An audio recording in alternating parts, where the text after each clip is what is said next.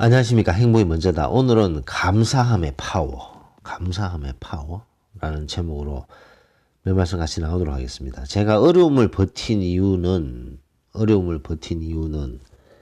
이라는 동영상을 올린 적이 있습니다. 거기에 이제 댓글을 주신 분이신데요. 이분은 그 본명을 쓰신 것 같아요. 그래서 본명을 말씀드리기는 그렇고 정모님께서 댓글을 주셨습니다. 아주 긴 댓글인데 2008년 3월 하늘이 무너질 것 같은 일이 터진 거죠. 그때 남편이 하는 일이 뜻하지 않게 한꺼번에 4억이라는 돈을 지불해야 됐습니다. 뭐 지금도 4억이라는 돈은 큰 돈이지만 12년 전에 살고 있었던 지역에 가장 좋은 40평 아파트의 가격이 그 당시에 4억이었다고 하네요. 2008년도에. 지금은 그 아파트가 16억이 넘습니다.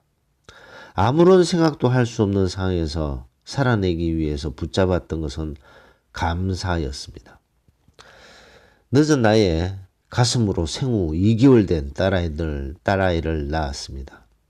딸아이를 출생신고를 하고 하루 뒤에 이 큰일이 생긴 거죠.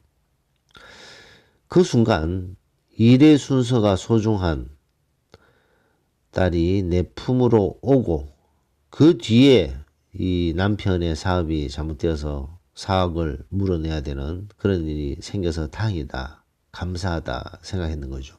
만약에 순서가 바뀌었다면 남편의 어떤 그런 부도가 먼저 생기고 부도라고 말씀 안 하셨는데 어쨌든 4억을 물어내야 되는 그런 상황이 생기고 그 다음에 딸아이를 데려올 마음이었다면 딸아이를 데려올 마음이 없었다는 거죠. 입양을 하셨으니까. 그래서 그 4억이라는 돈을 마련하기 위해서 보험도 해지하고 차도 팔고 뭐 모든 방법을 다 쓰신 거죠.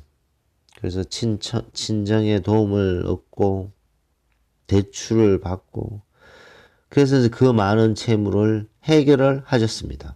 지금 생각해 보니 나를 살리고 나를 웃을 수 있게 힘을 준 딸이 있었기에 가능했던 것 같습니다. 늦은 나이에 아이를 양육하는 게 육체적으로 많이 힘들지만 딸아이를 보면서 꿈꿀 수 있는 소망이 생겼고 웃을 수 있었고 잠든 모습을 보면 제가 세상을 다 가진 부자였던 것 같습니다. 그래서 그 애가 지금 6학년이 되었는 거죠. 암흑의 터널이 축복의 통로로 되어준 딸아이가 이제 초등학교 6학년입니다.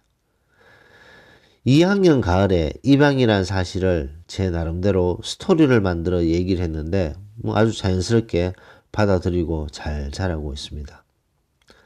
저 아이가 내 품에 없었다면 지금처럼 풍요롭지 못할 것 같습니다. 내 딸이 되어준 게 너무 고맙고 생명의 소중함을 알고 딸아이를 낳아준 생모가 누군지 모르겠지만 너무 고맙습니다. 오늘도 저는 딸아이가 살아가는데 세상에서 아낌없이 주는 나무가 되어 부드러움과 넉넉한 마음으로 살아갈 수 있도록 기도합니다. 라고 정모님께서 아주 긴 댓글을 주셨습니다. 이 감사함의 파워죠. 감사함의 파워. 2008년도 남편이 어떤 어려움을 겪게 되어서 엄청난 돈을 물어주게 됐는데 그때 대출을 하고 친정의 손을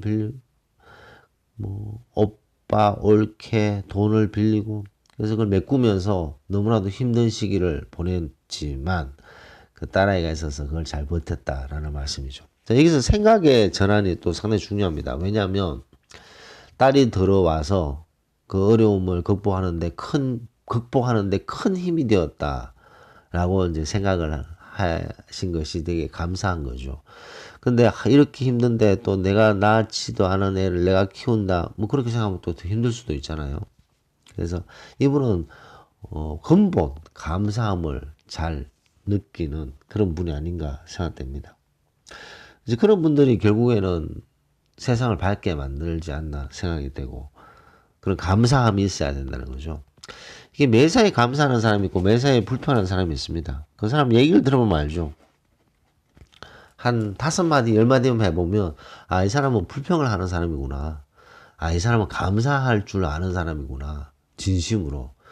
왜냐하면 어제 일주일 전 혹은 2주 전에 갑자기 쓰러지신 분들에게 우리가 이렇게 얘기할 수 있고 들을 수 있고 걸어 다닐 수 있고 맛있는 것을 먹을 수 있고 씹을 수 있고 마실 수 있고 하늘을 볼 수 있는 두 눈이 있고 얼마나 감사한 일들이 많습니까?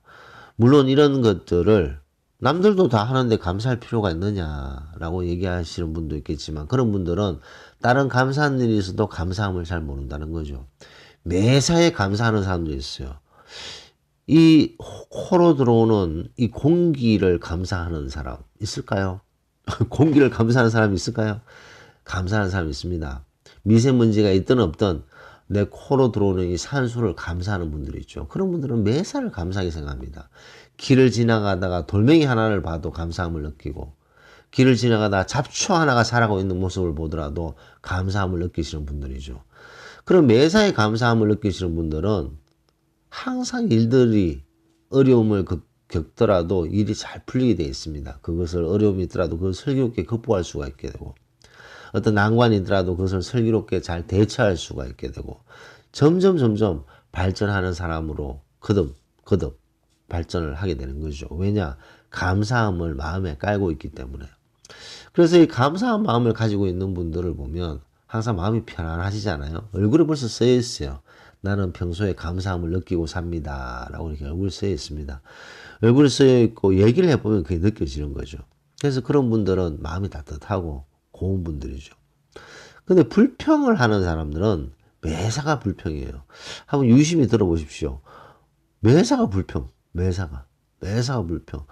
공기를 감사하게 생각해야 되는데 산소가 없으면 우리는 다 죽잖아요. 근데 그 공기를 감사해야 되는데 미세먼지가 어떻고 저떻고 걸어다니는 본인의 멀쩡한 사지를 감사하게 생각해야 되는데 본인이 가지고 있지 않은 것을 바라보면서 불평하고 자기 자신을 불평하고 주변을 불평하고 부모를 불평하고 자식을 불평하고 매사가 불평이에요. 매사 불평.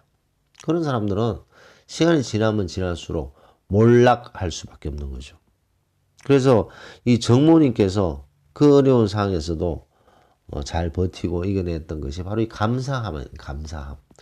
그래서 우리가 이 감사함의 파워를 알아야 된다는 거죠. 감사합니다. 아침에 일어났을 때 제가 일전에 그 몇 번 말씀드렸는데 감사합니다. 고맙습니다. 소원이 이루어졌습니다. 감사합니다. 이 말만 하면 성공한다는 말도 있잖아요.